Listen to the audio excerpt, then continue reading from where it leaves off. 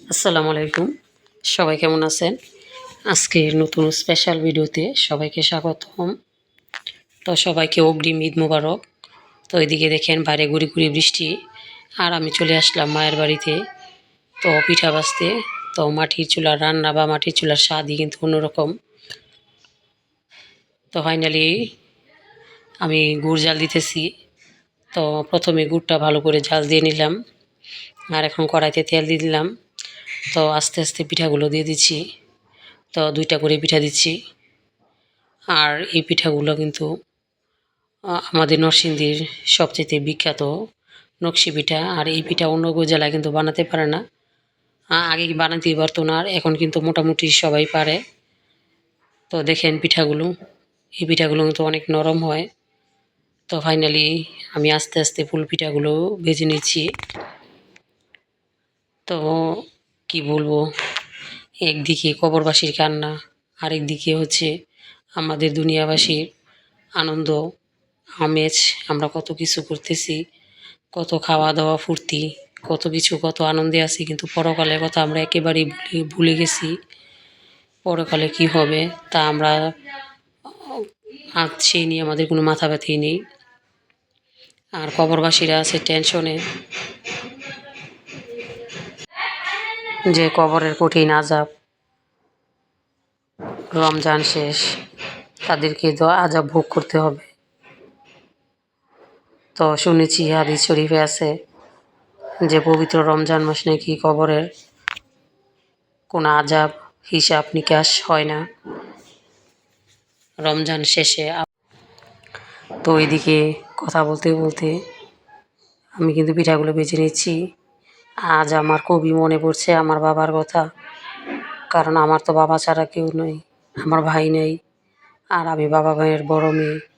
আমি কিন্তু আমার বাবার সাথে বাবাকে অনেক ভালোবাসতাম, হয়তো বা কোনো দিন বলতে পারিনি। হুট করে আমার বাবা একদিন মারা যায়। তো কী আর বলার, বাবাকে কোনো দিন বলতে পারিনি যে বাবা তোমাকে ভালোবাসি, বাবা আপনাকে অনেক স্নেহ করি, অনেক শ্রদ্ধা করি। তো সবাই আমার বাবার জন্য দোয়া করবেন, আল্লাহ যেন আমার বাবাকে কবরের কঠিন আযাব থেকে মুক্তি করে জান্নাতবাসী করে। তো অল বিশ্বের মুসলিম নরনারী সকলের জন্য একটাই দোয়া, আল্লাহ যেন সকল কবরবাসীকে হেফাজত করে, রক্ষা করে, কবরের কঠিন আযাব থেকে রক্ষা করে জান্নাতবাসী করে, আমিন। তো এদিকে কথা বলতে বলতে পিঠাগুলো ভেজে নিচ্ছি, মন খারাপ করেও কোনো কিছু নেই। তো পিঠা ভাজা শেষ করে এদিকে আমি চলে আসলাম বাসায়। তো আজকে মজাদার একটা চেপা শুটকির ঘাটা করব। তো কতগুলো পেঁয়াজ, রসুন, কাঁচামরিচ কেটে নিয়েছি। তো গতকালকে ভর্তা ছিল, ওদিকে কাঁচা টমেটো, শুটকি আর লম্বা বেগুন চিকন করে বলে রাখলাম। তো কড়াইতে তখন প্রথমে পেঁয়াজ রসুন ভালো করে ভাজা ভাজা করে নিচ্ছি। তো এই পর্যায়ে দিয়ে দিলাম শুটকি, আর শুটকিগুলো দিয়ে এখন একটু নাড়াচাড়া করে নিব। তো দিয়ে দিলাম মরিচের গুঁড়ো, তো এক পর্যায়ে দিয়ে দিলাম হলুদের গুঁড়ো, আর এখন অল্প একটু পানি দিয়ে শুটকিটা ভালো করে কষিয়ে নিব। তো ভর্তা আর কাঁচামরিচ দিয়ে দিলাম।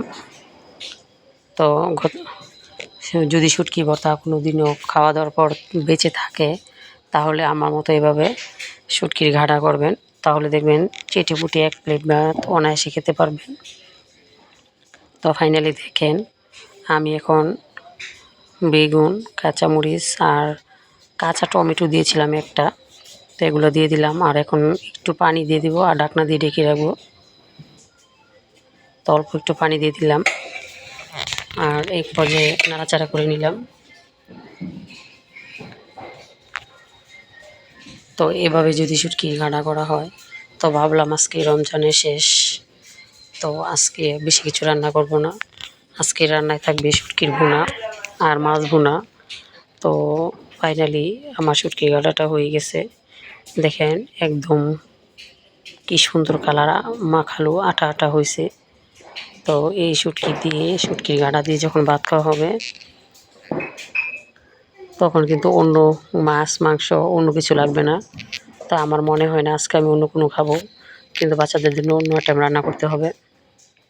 তো একটু লবণ দিয়ে দিলাম, কারণ আমার মনে হচ্ছে যে লবণের পরিমাণটা একটু কম হয়েছে।